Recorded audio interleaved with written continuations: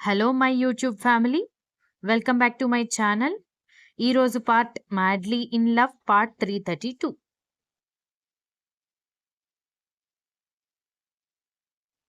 కర్ణ నవ్వుతూ దక్ష వైపు చూస్తూ దగ్గరకొస్తూ ఉంటే, కన్నా ఏంటి అని కంగారుగా అడుగుతూ ఉంటే, అతను దగ్గరికి అడుగులు వేస్తూ వస్తూ ఉంటే, ఆమె నెమ్మదిగా ఒక్కొక్క అడుగు వెనక్కి వేస్తూ వెళుతూ ఉంటే సడన్‌గా గోడ అడ్డు రావడంతో వెళ్లి గోడకి ఆనుకుంది.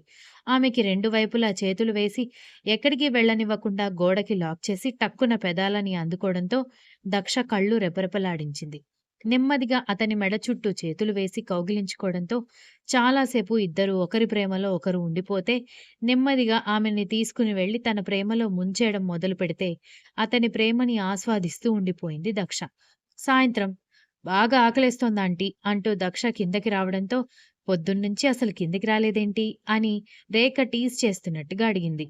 దక్ష నవ్వుతూ "ఆంటీ" అని సిగ్గుపడుతూ ఉంటే, కర్ణ కూడా ఫ్రెష్ అయ్యి ఏదో కాల్ మాట్లాడుతూ రావడంతో, అతని వైపు చూడకుండా సిగ్గుపడుతూ వంటగదిలోకి వెళ్ళిపోవడంతో, ఆమెని చూసి నవ్వుతూ ఫోన్ మాట్లాడుతూ గార్డెన్‌లోకి వెళ్ళిపోయాడు. ఆ తర్వాత రేఖ స్నాక్స్ తీసుకొచ్చి ఇవ్వడంతో అవి తింటూ కూర్చుంటే, దక్ష డిప్ప మీద లాగి ఒకటి పీకి "నువ్వొక్కదానివే తింటావేంటే? సార్‌కి కూడా తీసుకుని వెళ్ళు" అనగానే, "నేను తీసుకుని వెళ్ళాలా?" అనగానే, "లేదే, పక్కింటి పారిజాతం గారి కోడల్ని తీసుకొచ్చి ఇవ్వమని చెప్తాను" అనగానే, "ఆవిడెందుకు?" అంది వెర్రి మొహం వేసి. "పెళ్ళాం నువ్వుండి కూడా పట్టించుకోవడం లేదు కదా!" అని రేఖ వెటకారంగా అనగానే, దక్ష మూతి ముడుచుకుంటే, "చూడు, ఆయన నీ హస్బెండ్, సిగ్గుపడితే ఎలా చెప్పు" అంది. దక్ష చేతి చివర వేలికి చుట్టుకుని సిగ్గుపడుతూ ఉంటే, "అబ్బబ్బా! సిగ్గుపడింది చాలు వెళ్ళవే. పాపం సార్ కూడా ఏం తినలేదు. నోరు తెరిచి ఆకలేస్తుందని కూడా చెప్పడం రాదు" అంది. "నిజమే ఆంటీ. నేను వెళ్ళి నా చేతులతో మా ఆయనకి తినిపిస్తాను" అనగానే, "వెళ్ళు వెళ్ళు" అని రేఖ నవ్వుతూ చెప్పడంతో, గార్డెన్‌లోకి వెళ్ళగానే అతను ఫోన్ మాట్లాడుతూ ఉండడంతో, వెళ్లి వెనక నుంచి హగ్ చేసుకుంది. అతను ఆమె చేయి పట్టుకుని ముందుకు లాగి, "ఏంటి?" అన్నట్టుగా కళ్ళు ఎగరేసి అడగడంతో, స్నాక్స్ అంటూ చేతిలో ఉన్న పకోడీ ప్లేట్ చూపించడంతో, ఆమె వైపు సూటిగా చూస్తుంటే, ఒకరోజు తింటే ఏం కాదని పకోడీ గబుక్కున తినిపించడంతో కోపంగా చూశాడు. దక్ష నవ్వుతూ చూస్తూ ఉంటే, "I will call you later" అని చెప్పి కాల్ కట్ చేసి, అక్కడే ఉన్న బెంచ్ మీద ఇద్దరూ కూర్చుంటే, ఆమె ఒకవైపుకి తిరిగి అతని భుజానికి తల ఆనించి కూర్చోవడంతో ఇద్దరూ కలిసి పకోడీ తింటూ ఉన్నారు. "అన్నట్టు మీకొక విషయం చెప్పాలని అనుకుంటున్నాను" అనగానే, "ఏంటది?" అని అడిగేసరికి, "నేను మన పెళ్ళికి ముందు ఒక స్కూల్‌లో వర్క్ చేశాను కదా!" అనగానే, "అవును. అయితే?" అన్నాడు. "నేను మళ్ళీ టీచర్ జాబ్‌కి వెళ్ళాలని అనుకుంటున్నాను. అది నాకు బాగా నచ్చింది. కంఫర్టబుల్‌గా, సాటిస్ఫాక్షన్‌గా, హ్యాపీగా ఉంటుంది" అని అంది. దాంతో ఆమె వైపు చూసి, ఆమె నడుం పట్టుకుని తన వైపు తిప్పుకొని, "ఎందుకు నీకు ఏదైనా వస్తువు కొనుక్కోవాలనుందా? ఏం కావాలన్నా కొనివ్వడానికి నేను రెడీగా ఉన్నాను కదా!" అన్నాడు. "ఛీ! ఛీ! అందుకు కాదు. అయినా మిమ్మల్ని ఏదైనా అడగడానికి నేనెందుకు సిగ్గుపడతాను" అంది. "మరెందుకు జాబ్?" అనగానే, "మీరు డే అంతా అకాడమీకి వెళ్తుంటే, ఇంట్లోనే నేనేం చేయాలి? నాకు బోర్ కొడుతోంది" అని అంది. "లేదు, నేనొప్పుకోను" అనగానే, "ఎందుకు?" అని మూతి ముడుచుకోవడంతో, "నువ్వు స్కూల్‌కి వెళ్తే పిల్లల్ని చూసుకోవడంలో బిజీ అయ్యి నాకు కాల్ చేయడం, మెసేజ్ చేయడం మర్చిపోతావు" అన్నాడు. ఆమె నవ్వుకుంటూ, "అదెలా మర్చిపోతాను? అది కూడా నాకు డైలీ డ్యూటీ కదా!" అని అంది. "అయినా సరే, ఆ టైంకి నీకు గుర్తు రాకపోవచ్చు. మొబైల్ వాడనివ్వకపోవచ్చు" అని అంటూ ఉంటే, "అబ్బా! నేను మీకు ఖచ్చితంగా కాల్ చేస్తాను, మెసేజ్ చేస్తాను.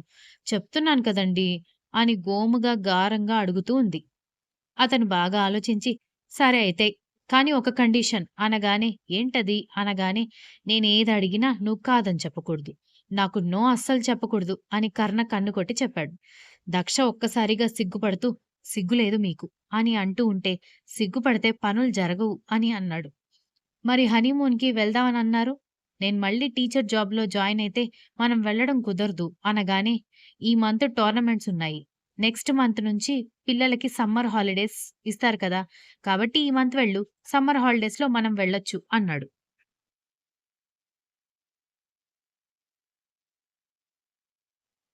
కరెక్టే.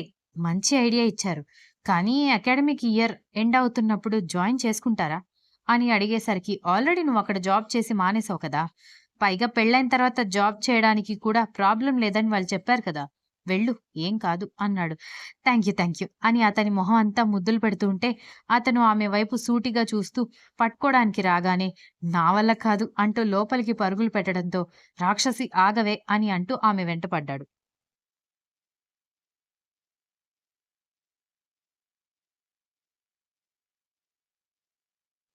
చూస్తూ ఉండగానే దక్ష జాబ్‌లో జాయిన్ అయిపోయింది. ఆమె టీచింగ్ అంటే పిల్లలకి, టీచర్స్‌కి, ప్రిన్సిపల్‌కి కూడా బాగా నమ్మకం ఉండడంతో అందరూ మళ్ళీ తిరిగి ఆహ్వానించడంతో పగలంతా పిల్లలతో పాఠాలతో గడిపేయడం, సాయంత్రం ఇంటికొచ్చాక కర్ణతో కలిసి తనకిష్టమైన బాల్కనీలో కూర్చుని కాఫీ, స్నాక్స్ తింటూ ఇద్దరు ప్రేమ కబుర్లు ప్రేమగా చెప్పుకోవడం డైలీ రొటీన్ అయిపోయింది. ఆ రోజు మధ్యాహ్నం కూడా లంచ్ చేస్తూ కర్ణకి ఫోన్ చేయడంతో ఆమె ఫోన్ కోసమే వెయిట్ చేస్తున్న కర్ణ బేబీ అని ఫోన్ ఎత్తగానే డెస్పరేట్‌గా పిలవడంతో, నా ఫోన్ కోసమే వెయిట్ చేస్తున్నారా? అని క్యూట్‌గా అడిగింది. తెలుసు కదా! ఎందుకు ఈరోజు లేట్ అయింది అనగానే, ఈ రోజు నుంచి పిల్లలకి ఎగ్జామ్స్. పేపర్ తీసుకొని అవన్నీ నీట్‌గా అరేంజ్ చేసి లంచ్ కోసం వచ్చేసరికి లేట్ అయింది కన్నా అని అంది. ఇంకెంత ఒక వారం రోజులైతే ఎగ్జామ్స్ అయిపోయి అందరికీ సెలవులొచ్చేస్తాయి. ఆ తర్వాత మనం పారిస్‌కి వెళ్ళిపోయి హ్యాపీగా ఉంటాం కదా! అని అంది. త్వరగా వెళ్ళాలనుంది. నిన్ను వదిలిపెట్టకుండా నిమిషం కూడా దూరంగా వెళ్ళనివ్వకుండా గట్టిగా పట్టుకుంటాను అనగానే వెయిట్ చేస్తూ ఉంటాను అని నవ్వుతూ ఫోన్ కట్ చేసి పక్కకి తిరగగానే టీచర్స్ అందరూ నవ్వుతూ ఉన్నారు. ఆమె సిగ్గుపడుతూ ఉండేసరికి మీ హస్బెండ్‌కి నువ్వంటే చాలా ఇష్టం కదా! నీ గురించి అప్పుడు రకరకాలుగా న్యూస్‌లో చూశానులే అన్నారు. దక్ష మొహం నల్లగా పెట్టుకోవడంతో అయ్యో! నేను నెగెటివ్ వేలో చెప్పలేదు. Fairy tile love story marriage అంటారు. ఫస్ట్ టైమ్ కళ్ళారా చూస్తున్నాను అని ఒక టీచర్ చెప్పింది. థాంక్స్. ఆయనకి నేనంటే చాలా ఇష్టం. వాళ్ళ అమ్మా, నాన్న, అక్క, చెల్లి లేకపోయినా ఉంటారు కానీ, చూసారుగా నేను ఫోను చేయకపోతే పిచ్చెక్కుతుందాయనకి అని అంది. వయసుకొచ్చిన ప్రతి ఆడపిల్ల కల తెలుసా? ఇలా మనల్ని పిచ్చిగా ప్రేమించి, మన కోసం పిచ్చిగా తాపత్రయపడేవాడు ఉండాలని. అందులో నువ్వు చాలా చాలా అదృష్టవంతురాలివి అన్నారు. దక్ష నవ్వుకుంటూ ఇంటికి వెళ్ళగానే పెద్ద గుమ్మడికాయ పగలగొట్టేసరికి "ఏమైందే నీకు?" అని రేఖ అయోమయంగా అడిగేసరికి, "నాకు మా ఆయనకి చాలా మంది దిష్టి పెడుతున్నారాంటీ" అని అంది. రేఖ అయోమయంగా చూస్తూ "దిష్టి పెట్టడమేంటే?" అని అడిగేసరికి, స్కూల్లో జరిగిన డిస్కషన్ గురించి చెప్పేసరికి సరిపోయింది. ఒక అందమైన జంట కనిపించినప్పుడు ఎవరైనా అలాగే మాట్లాడతారు. ఈ మాత్రం దానికి అంత పెద్ద గుమ్మడికాయ పాడు చేశావు. దాంతో గుమ్మడికాయ పులుసు పెట్టాలని అనుకున్నాను అనగానే, ఊరుకోండి ఆంటీ. మీరు మీ పని భక్తి. గుమ్మడికాయలకేమైనా లోకం గొడ్డుపోయిందా ఏంటి? మార్కెట్‌లోకి వెళ్తే బూడిద గుమ్మడికాయలు, మామూలు గుమ్మడికాయలతో సహా బోలెడన్ని గుమ్మడికాయలు దొరుకుతాయి అని అంది.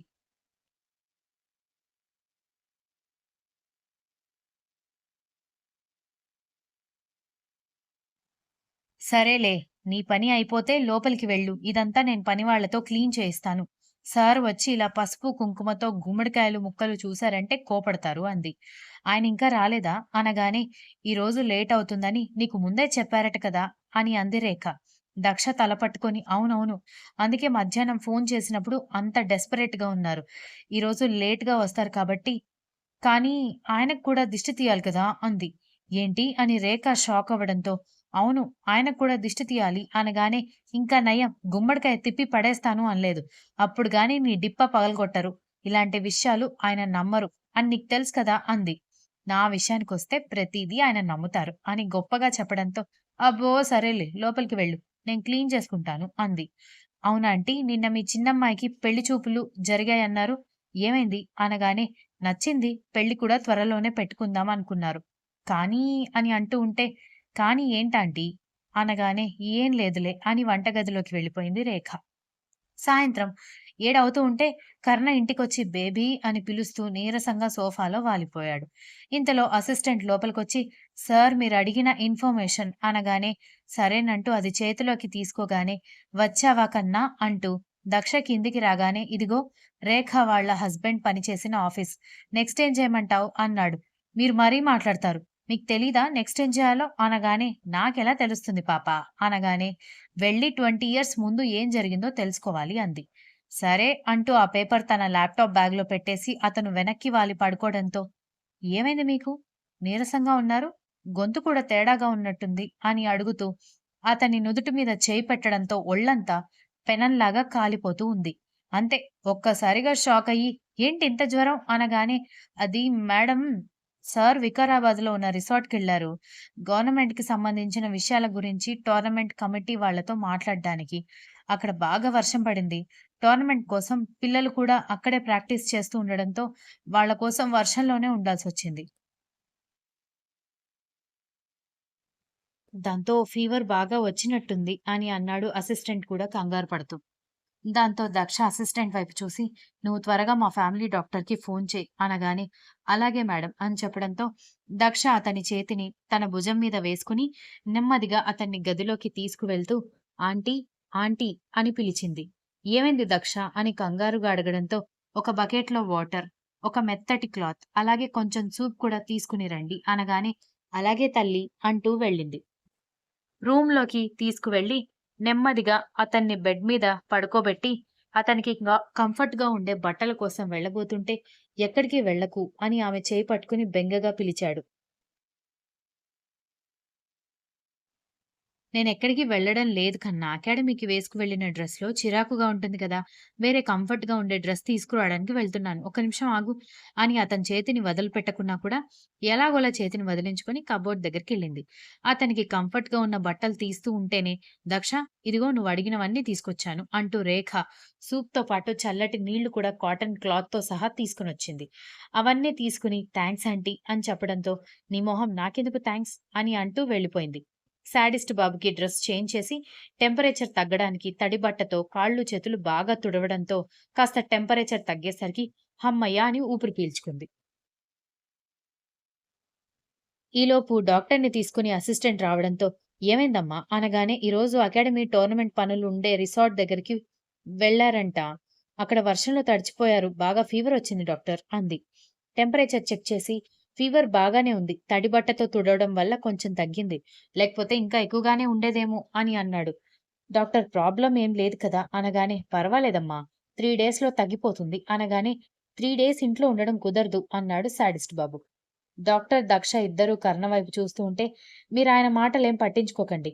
అలాగే మాట్లాడతారాయన. నేను 3 డేస్ బయటికి వెళ్లకుండా చూసుకుంటాను" అంది.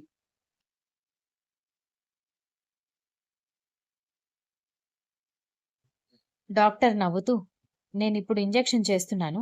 దానివల్ల టెంపరేచర్ చాలా వరకు తగ్గుతుంది. మళ్ళీ పెరగకుండా ఉండడానికి టాబ్లెట్స్ ఇస్తాను. అవి 3 పూటలు తిన్న తర్వాత వేయించండి" అని చెప్పాడు. "అలాగే అమ్మా. ఉంటాను" అని చెప్పి ఆయన శాడిస్ట్ బాబుకి ఇంజెక్షన్ చేసిన తర్వాత ఆయనిచ్చిన టాబ్లెట్స్ తీసుకొని డాక్టర్ గారిని పంపించింది.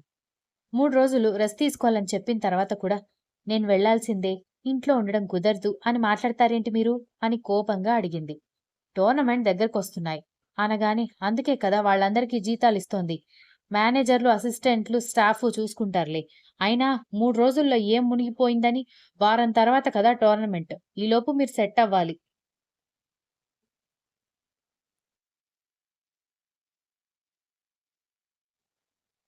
టోర్నమెంట్‌కి వెళ్ళాలంటే ఇప్పుడు రెస్ట్ తీసుకోవాలి.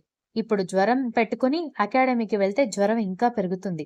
వారమైనా తగ్గదు అని కోపంగా చెప్పి శాడిస్ట్ బాబు చేతులు పట్టుకొని బెడ్ రెస్ట్‌కి అడ్జస్ట్ చేసి సూప్ తాగండి అని అంటూ నెమ్మదిగా సూప్ తాగించింది.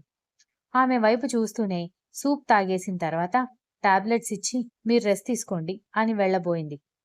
"ఇక్కడే ఉండు. నా దగ్గరే ఉండు" అని తన పక్కన స్థలం చూపించడంతో, "పనుంది" అని అంటూ ఉంటే, "నాకంటే ఎక్కువా?" అని సూటిగా అడిగాడు.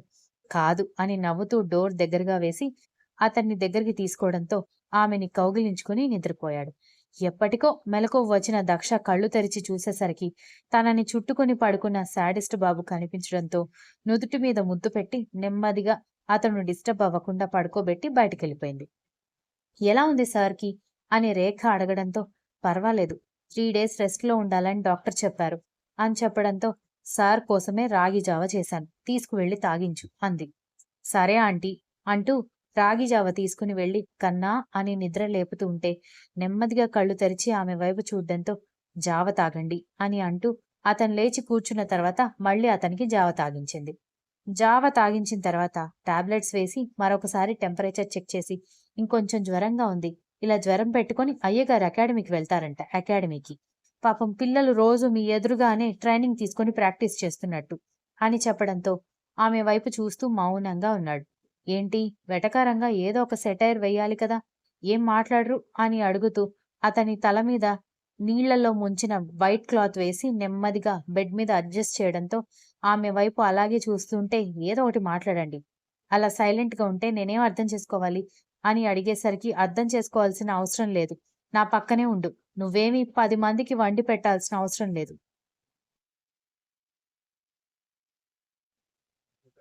వెళ్ళి వంటగదిలో తెల్లవార్లు కూర్చోవడానికి నా దగ్గర కూర్చో అని చెప్పడంతో ఆమె ముసిముసిగా నవ్వుతుంటే పిచ్చెక్కిందా? ఎందుకలా నవ్వుతున్నావు? అని అడిగాడు. అది కాదు, తల్లి కోసం పిల్లాడు మారం చేసినట్టు ఎక్కడికి వెళ్ళొద్దు అని మారం చేస్తుంటే నవ్వొచ్చింది అంది. జ్వరం లేకపోయినా కూడా నిన్ను నా కళ్ళ ఎదురుగానే ఉండమంటాను కదా అనగానే నిజమే అనుకోండి, కానీ ఇప్పుడు కొంచెం ఎక్కువైంది అని అంటూ అతని మొహం పట్టుకుని అతని నుదుటి మీద ముద్దు పెట్టి కళ్ళల్లోకి చూస్తూ ఉంది. ఆమె చుట్టూ చెయ్యి వేసి, బాగుంది. ఇలాంటి మూమెంట్స్ కోసం చాలా రోజుల నుంచి కలలు కన్నాను అన్నాడు. ఏంటి? ఇలా జ్వరం తెచ్చుకోవాలని కలలు కన్నారా? అని ఆమె వెటకారంగా అడిగేసరికి ఆమె డిప్ప మీద ఒకటి పీకి, ఏంటి ఓవరాక్షన్ చేస్తున్నావా? లేకపోతే వెటకారంగా ఉందా? అన్నాడు. మీరే కదా ఇలాంటి మూమెంట్ కోసం కలలు కన్నాను అన్నారు అనగానే, దయచేసి నువ్వు స్కూల్‌కి వెళ్ళకు. నీ టీచింగ్‌లో ఆ పిల్లలు ఐఏఎస్‌లు, ఐపీఎస్‌లు అవుతారో లేదో తెలీదు గానీ, ఖచ్చితంగా మెంటల్ పేషెంట్స్ అవుతారు. ఈ మాత్రం కామన్ సెన్స్ కూడా లేకుండా వాళ్ళకేం నేర్పిస్తున్నావే నువ్వు? అనగానే ఆమె బిక్కమొహం వేయడంతో, ఇలా భార్యగా నువ్వు నా పక్కన ఉండి జాగ్రత్తగా సేవలు చేయడం గురించి నేను చెప్పేది అన్నాడు. ఓహో! అదా! నేను కూడా కన్నానులే అని అనగానే, ఏంటి నాకు జ్వరం రావాలి, నువ్వు నాకు సేవలు చేయాలని కలలు కన్నావా? అనగానే ఆమె కోపంగా చూడ్డంతో, కాలిందా? అన్నాడు. ఏమోలే, పాపం పిల్లాడు జ్వరంతో ఉన్నాడని ఆలోచిస్తూ ఉంటే బాగా ఎగతాళి చేస్తున్నారు కదా! నేను మీతో మాట్లాడను అని వెళ్ళబోతుంటే, ఎక్కడికి వెళ్ళేది? శాడిస్ట్ కోటలోకి రావడమే గాని వెళ్ళడం ఎవరి తరం కాదు అంటూ చేయి పట్టుకుని లాగడంతో నవ్వుతూ అతని కౌగిట్లోకి చేరుకుంది.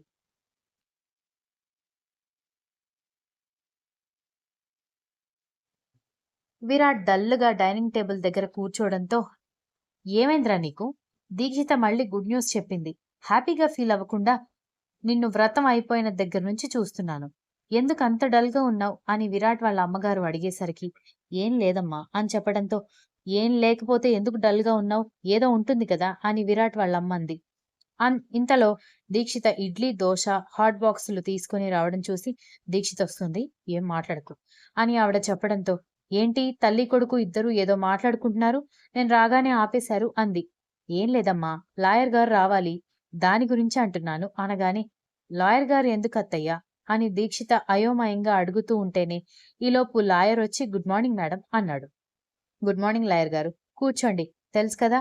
వీడు నా కొడుకు, తను నా కోడలు అనగానే, నమస్తే అని చెప్పడంతో వాళ్ళిద్దరూ నమస్కారం పెట్టడంతో, నేను చెప్పిన డాక్యుమెంట్స్ అన్నీ తీసుకొచ్చారా? అనగానే, తీసుకొచ్చానమ్మా అని చెప్పడంతో, ఏంటి మమ్మీ ఇదంతా? అన్నాడు Virat. Continuous. If you like this story, please like, share, comment and don't forget to subscribe.